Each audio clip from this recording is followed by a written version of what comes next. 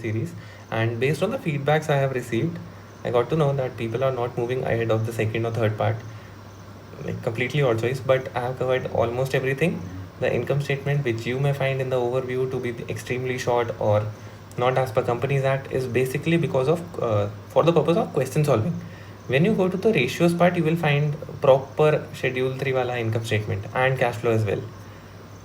So like a strong request to like move ahead of second and third video as well. And in particularly this video or the last video, I covered the topic questions, but topic questions are not sufficient enough to tackle exam paper questions because they are not very comprehensive, plus they are being done in isolation. Like in this part, I am going to solve each and every question comprehensively. It is the crux of any case you can face in accounting questions. It might happen that they will build a story around it, but at the end, this is what you can have or expect. And one more request is to like try this on your own and then have a look at the video. So starting with the question, it's a manufacturing company with opening capital balance of 8 CR. And one more apology for this, that you might get overwhelmed with the number of zeros in this sheet. But that is just because in exams they can trick you based on number of zeros. It might happen that you have all the technical aspects right, but just writing mistakes you make and your balance sheet might not tally. So to tackle that or to trick you on that, starting with the question, revenue from operations or basically sales is 25,000 per product. They are selling 2,400. 20,000 is on credit, rest is on cash. And if they have sold on credit, there might be some debtors arising in the books and there is a default in payment. So starting with the working of this is this. Revenue from operation, overall how much we have made, 25,000 per unit into 2,400 units will give you a figure of 6 CR, out of which on credit is 5 CR, on cash is 1 CR. On credit means debtor have been arised in your books, right? Debtor है, default हो सकता है, bad debt बनाना पड़ सकता है, provision करना पड़ सकता है. Coming to the debtor part, there is a default of 5 lakhs.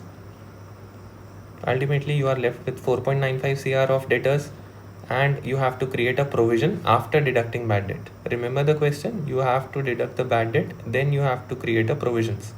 After writing off the bad debt, you have to create a provision of 5%. Moving ahead with the calculation. Debtors in balance sheet, how will you reflect this part? And sorry, I forgot to tell you the approach of this.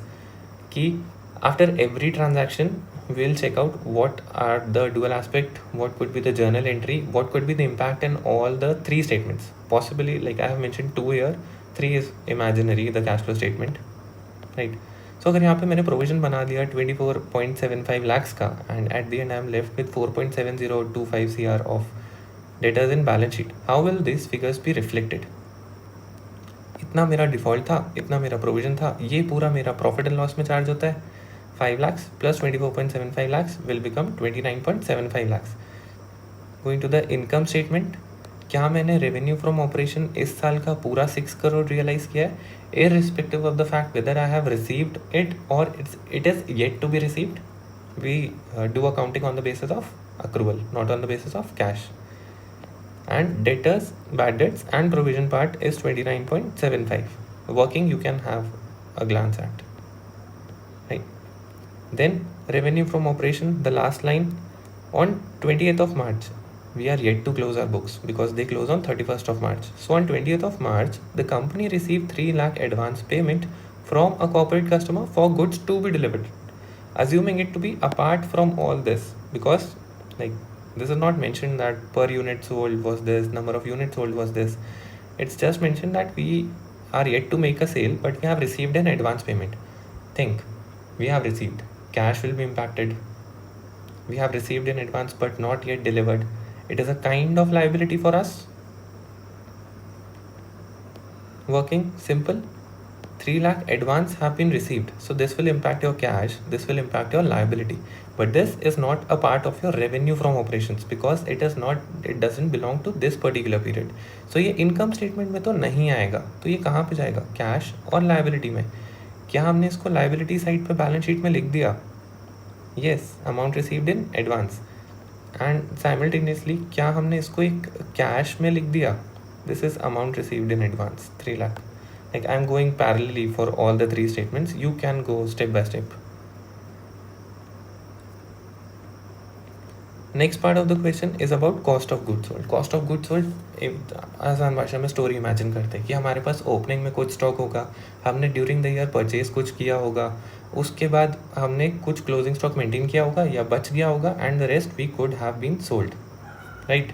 तो opening inventory हमारे पास 1.5 CR की है। During the year we bought items of 3 CR, out of which 50 lakhs were unpaid.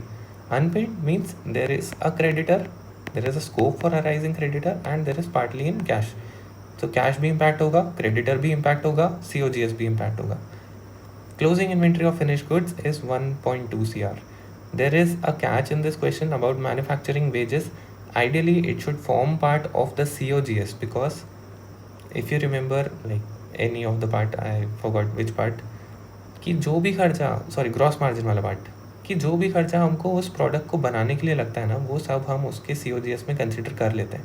यहाँ पे मैंने नहीं किया because of the class pattern, हमें सब कुछ सैलरीज एंड वेजेस और एम्प्लॉय बेनिफिट में डालना होता है, that's why I have not taken it, but if you take it you can write an assumption. तो ओपनिंग स्टॉक हमारे पास था 1.5 CR का, हमने परचेज किया of 3 CR, out of it this much is in cash, this much is in credit. इतना cash में है तो इतना कैश का आउटफ्लो हुआ होगा। अब ये कैश फ्लो स्टेटमेंट में नहीं जाएगा, कैश अकाउंट में जाएगा। At the end of year we are left with 1.2 CR का कैश। So cost of goods sold is 3.3 CR। Cost of goods sold is an expense जो कहाँ दिखता है? इनकम स्टेटमेंट पे। क्या इनकम स्टेटमेंट में cost of goods sold 3.3 CR दिख रहा है? से yes, it's visible. And cash book में से भी तो कुछ माइनस किया होगा। क्या माइनस हुआ होगा? जो भी हमने परचेज किया इन कैश। परचेज कहाँ आता है? यहाँ पे। This is an outflow, this is receipts, this is outflow. Similarly opening balance kind of हमारे पास पहले से था, रेवेन्यू फ्रॉम ऑपरेशन हमने इतना ले गया, अमाउंट रिसीट यहाँ तक हो गया, एंड कैश परचेज भी हो गया। So we have covered 4 transactions in cash book as well. Moving ahead, expenses and income, these are random expenses जो बिजनेस को चलाने के लिए करने होते हैं। अब there are multiple types, but ठीक है, एक्सपेंस तो एक्सपेंस ही होता है। Salaries of administrative staff, salaries to marketing commission, administration expense and rent. Rental expense? No, it's rent received, it's rent received. Thinking about cash flow for just a moment, rent receive किया है, ये हमारी investing का part बनेगा कि operating का part बनेगा? Ideally we are receiving, तो इट मस्ट हैपन दैट हमने कोई तो एसेट एक्वायर की होगी, उस पर हम अर्निंग कर रहे हैं, तो it's a part of our investing activities. And ये इम्पैक्ट किस किस पे डालेगी? पहले तो ये हमारी इनकम स्टेटमेंट पे इम्पैक्ट डालेगी because it is a kind of other income for us, then the cash balance will go up, right? Okay, but there is a catch, क्योंकि rental income received in advance is 1.5 lakh, हमें total मिला था कितना? 15 lakh, out of which received in advance is 1.5 lakh. तो हमारे इस साल को कितना बिलोंग करता है? 13,50,000, सॉरी। एंड जो इंश्योरेंस प्रीमियम था 2 लाख का, वो भी एडमिनिस्ट्रेटिव एक्सपेंस में इंक्लूडेड है, that's prepaid. And administration expense थे 20 लाख के, out of which prepaid as 2 lakh. तो इस साल का कितना है? 18 लाख। तो ये 2 लाख कहाँ जाएगा? ये 2 लाख हमारे लिए एसेट बनेगा, लेकिन कैश पे तो इम्पैक्ट पूरा 20 लाख डालेगा। Check it out, other income बन गया हमारा ये, हाँ इसका एक और पार्ट है, 15 लाख बन गया हमारा एक अदर इनकम का कॉम्पोनेंट। देन जो भी हमारे एक्सपेंसेस थे, कहाँ थे expenses? Manufacturing wages considered as a part of salary and employee benefit, salaries to administration staff, commission to marketing, admin expenses 20 lakhs minus 2 lakhs which is 18 lakhs belong to this year। तो total हमने क्या 93 lakhs को लिख दिया यहाँ पे, 93 lakhs written, done, COGS done, selling and gen administration expense done। Coming to cash book, cash book में क्या इम्पैक्ट होगा? हमारी पॉकेट से तो पूरा गया, तो हमारी पॉकेट से तो पूरे 95 गए, इवन दो 2 लाख इसमें से प्रीपेड था, that belongs to next year but we have paid this year. So ideally क्या होगा? हमारी पॉकेट से पूरा अमाउंट जाएगा, 93 belongs to this year, 2 lakh belongs to other year. जो 2 lakh belong to other year वाला है वो हमारे लिए एक असेट का काम करेगा, that is prepaid expense of 2 lakhs, right. Moving ahead, expense and income is done. Property, plant and equipments. Now this is an interesting story. Opening PPE हमारे पास था 2 CR का. New machine we have purchased of 50 lakhs. Old machine original cost इतना था, accumulated depreciation उस पर इतना था, जिसको हमने 20 लाख पे बेच दिया. एक और खरीदा ये वाला, एंड एक था जो कम्प्लीटली ऑब्सोलीट हो गया था और रिटर्न ऑफ कर दिया. मतलब kind of impairment is the permanent return of from the books of accounts. And जो रिमेनिंग था उसको रीवैल्यूएशन भी कर दिया. लाइक डोंट यू थिंक सारे पर्सपेक्टिव कवर हो गए जो भी प्रॉपर्टी प्लांट इक्विपमेंट में हमने देखे थे. ओपनिंग तो है ही, न्यू परचेज हो गया, ओल्ड सेल हो गया, डिप्रिसिएशन हो गया एंड रीवैल्यूएशन भी हो गया. So starting with the approach or working, we had an existing value of 2 CR. एक असेट हमने बेच दिया 15 lakhs का. नाउ दिस 15 lakhs कहाँ से आया, उसके लिए ये वाली स्टोरी सुनते हैं. एक ओल्ड मशीन थी हमारे पास एट कॉस्ट ऑफ 40 lakhs. उस पर कुछ तो भी डेप्रिसिएशन चार्ज हो रहा होगा, क्यूमुलेट होता जा रहा होगा, and that balance goes up to 25 lakhs, right. अभी तक हमने उसमें से माइनस नहीं किया डेप्रिसिएशन. जब हम कॉस्ट में से डेप्रिसिएशन माइनस कर देते हैं ना, तब आती है book value. Now there can be a catch in question जहाँ पे आपको बुक वैल्यू बोलेगा या कॉस्ट बोलेगा. कॉस्ट में से हमेशा डेप्रिसिएशन माइनस करने के बाद बुक वैल्यू आती है. तो बुक वैल्यू आ गई and we have sold that asset for 20 lakhs. 40 की मशीन थी कॉस्ट पे, 25 का डेप्रिसिएशन था. आज की डेट में उसकी वैल्यू हो गई 15 lakhs. हमने बेचा 20 lakhs पे, तो क्या हुआ, गेन होगा. कितने का, 5 lakhs का. 5 lakhs का गेन है, 5 lakhs का गेन है. This is not the amount you have received. You have received 20 lakhs. तो कैश तो इतने से बढ़ेगा, पर जो एक्चुअल में अर्निंग पार्ट है ना, इनकम स्टेटमेंट में जो जाएगा वो सिर्फ 5 lakhs का जाएगा, बिकॉज इतने की कॉस्ट भी तो है आपकी, राइट. तो क्या हमने 5 लाख को रिकॉर्ड कर दिया यहाँ पे? Actually yes. यहाँ पे 13.5 लाख आ रहा था, प्लस 5 लाख करेंगे तो हमारा गेन लाइक एडजस्ट हो गया. इसी में 13.5 कहाँ से आ रहा था, 15 लाख का रेंट रिसीव हुआ था, पर 1.5 लाख का रिसीव्ड इन एडवांस था, तो उसको एडजस्ट किया तो it became 13.5 plus 5 became 18.5 lakhs. Okay, continuing with the story. यहाँ तक हमने गेन कैलकुलेट कर लिया, पर अब चलते हैं वापस. हमारे पास एक बड़ा ब्लॉक ऑफ PPE था, property plant and equipment, eight the start of year. Everything is happening at the start of year, right. 2 crore की उसकी वैल्यू थी. हमने जो असेट बेचा, हम यहाँ पे 20 lakhs लेंगे कि 15 lakhs लेंगे. हमारी पॉकेट से कितना गया, हमारी बुक्स में जो मशीन थी उसकी वैल्यू तो सिर्फ 15 लाख थी, तो हम यहाँ से सिर्फ 15 lakhs डिडक्ट करेंगे. एंड एक और असेट था जो हमने राइट ऑफ कर लिया बिकॉज ऑफ परमानेंट डैमेज, वो हो गया 10 lakhs का. Net we are left with 1.75 CR का asset. And on start of the year, we bought another machine of 50 lakhs. This is mentioned. ये कहाँ जाएगा, ये हमारे इन्वेस्टिंग का आउटफ्लो है, रिमेंबर, एंड कैश आउटफ्लो होगा. उसके बाद हमारी बिजनेस में बुक वैल्यू ऑफ असेट्स है, वाई नॉट कॉस्ट. इसके लिए तो कॉस्ट और बुक वैल्यू सेम ही होगा ना. ये तो अभी आया है, इस पर डेप्रिसिएशन अभी चार्ज भी नहीं हुआ है. At the start of business ही है, स्टार्ट ऑफ ईयर ही है हम, ऑन 1st of April. तो इट बिकेम 2.25 CR का असेट ब्लॉक, जिस पे हम during the year depreciation charge करेंगे at the rate of 10%, which becomes 22.5 lakhs. And एंडिंग में बुक वैल्यू आएगी. यहाँ पे हम कॉस्ट नहीं बोल रहे हैं, यहाँ बुक वैल्यू थी या इसके लिए कॉस्ट भी सेम थी. डिप्रिसिएशन चार्ज हो गया, at the end we are left with a book value of 2.025 CR assets. And this has also been revalued upward of 15 lakhs. इसका क्या ट्रीटमेंट होगा, we are going with the revaluation reserve का approach. It was covered in I guess the 4th part. And इसका क्या impact होगा, building will be upgraded upward valuation by 15 lakhs, and there will be a revaluation reserve on the liability side of 15 lakhs. And this is the value of net asset block at book value which you will reflect in your balance sheet. अब इतने सारे चीज़ों को record कैसे करते हैं और कहाँ पे करते हैं, देखो इसके बारे में तो हमने डिस्कस कर लिया कि ये इनकम स्टेटमेंट में जाएगा, ये कैश फ्लो में, ये सॉरी कैश बुक में जाएगा, ये हमारी बुक्स में था, बट अब न्यू फिगर में ये दिखेगा, ये रिवैल्यूएशन रिजर्व के साथ टैकल हो जाएगा, ये डेप्रिसिएशन है तो इनकम स्टेटमेंट में चार्ज हो जाएगा, ये एसेट हमने राइट ऑफ कर दिया तो ये भी इनकम स्टेटमेंट में चार्ज ऑफ हो जाएगा, एसेट सेल किया तो जो गेन था वो तो इनकम स्टेटमेंट में गया, पर ये हमारे को इनफ्लो जनरेट करके देगा तो इन्वेस्टिंग में प्लस हो जाएगा और कैश बुक में भी प्लस हो जाएगा।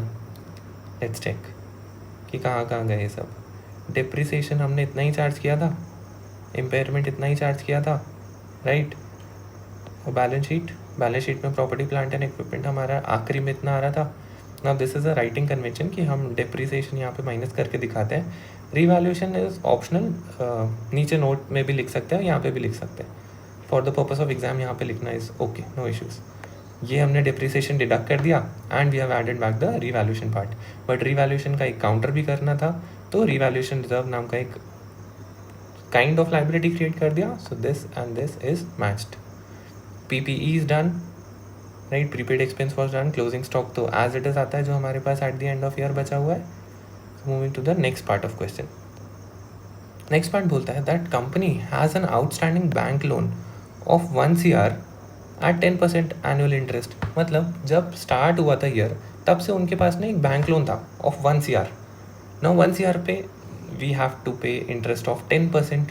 1 CR का 10% होता है 10 लाख। 10 लाख क्या होगा हमारे लिए, फाइनेंस कॉस्ट या interest on loan as it is, लेकिन इससे तो कैश आउटफ्लो भी होगा और ये हमारा फाइनेंस का पार्ट बनेगा। फाइनेंस में आउटफ्लो होगा ना, because we are paying, and ये कैश बुक में क्या माइनस हो रहा है, यस ये माइनस हो रहा है। New machine bought, oh I forgot to tell you, new machine bought 50 lakhs हमारी पॉकेट से गया। Amount received on sale of asset 20 lakhs हमारी पॉकेट में रिसीव हुआ, तो रिसीट वाले ऑलमोस्ट सारे हो गए। ओपनिंग बैलेंस था ही, revenue from operations in cash जो रिसीव हुआ, बाकी का डेटर बन गया था। अमाउंट जो एडवांस में रिसीव हुआ पॉकेट में आया ना तो लिख लो। सेल ऑफ एसेट से 20 lakhs मिला, रेंटल इनकम 15 लाख हुआ था, कुछ तो इसमें से भी प्रीपेड था, या सॉरी रिसीव्ड इन एडवांस था। इंटरेस्ट ऑन लोन हमने 10 lakhs पे कर दिया, न्यू मशीन खरीद ली उसका पे कर दिया, सेलिंग जनरल एडमिनिस्ट्रेशन एक्सपेंसेस पे कर दिया 95 lakhs के, right. We are almost on the verge of closing the accounts. Moving to next transaction. ये तो सिर्फ एडजस्टमेंट से गिवन है, this we have considered. And profit before tax is taxable at 30%. Due to differences in this, there was already a deferred tax asset and opening cash balance. Yeah, we know this. So again, एक बार पूरा revisit करते हैं because I know that I have covered it in parts and may sound ambiguous. So revenue from operation हमारा 2400 units बेचे थे at the price of 25,000. कुछ इसमें से कैश था, कुछ इसमें से क्रेडिट था, इररिस्पेक्टिव ऑफ द फैक्ट कि वो कैश है कि क्रेडिट है। अगर वो इस अकाउंटिंग पीरियड को बिलोंग करता है तो we have to write it off, हमने लिख लिया। अदर इनकम हमारे पास 13.5 का था, प्लस 5 लाख का हमको गेन हुआ था, टोटल बिकम्स 18.5।